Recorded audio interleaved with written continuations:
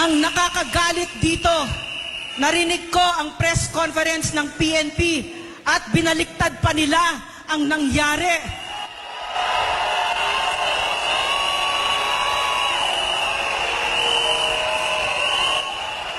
Ang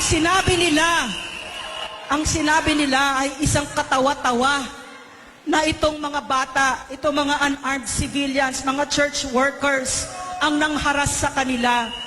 Paano nangyari yon?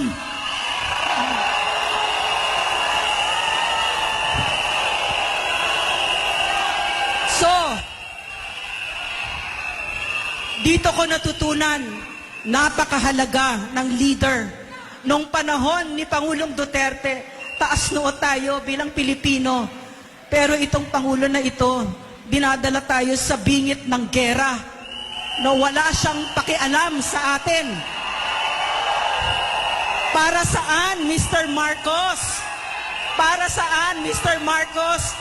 Nasisirain mo ang Pilipinas. Para saan? Ang sabi nila, para sa pera na ninakaw ng pamilya nyo sa Pilipino. Kaya ninyo pinagtataksilan ang Pilipino. So, ang gusto nilang paniwalaan sa atin ay wala tayong laban. Wala tayong kapangyarihan.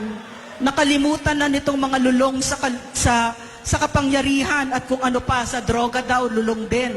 No? Nakalimutan na nila kung sino ang nagbigay sa kapangyarihan nila. Ang taong bayan. At ako,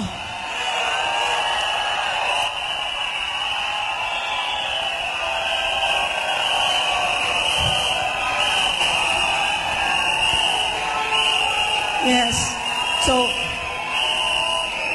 at ako nakita ko yon kahit kailan pupusta ako sa Pilipino.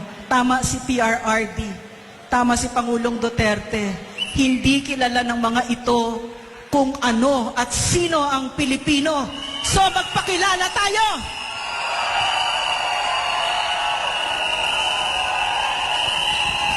Maraming salamat, Doktora Lorraine Badoy. Palakpakan uli! Ang init! Ang init! Mas paiinitin pa natin ngayong gabi.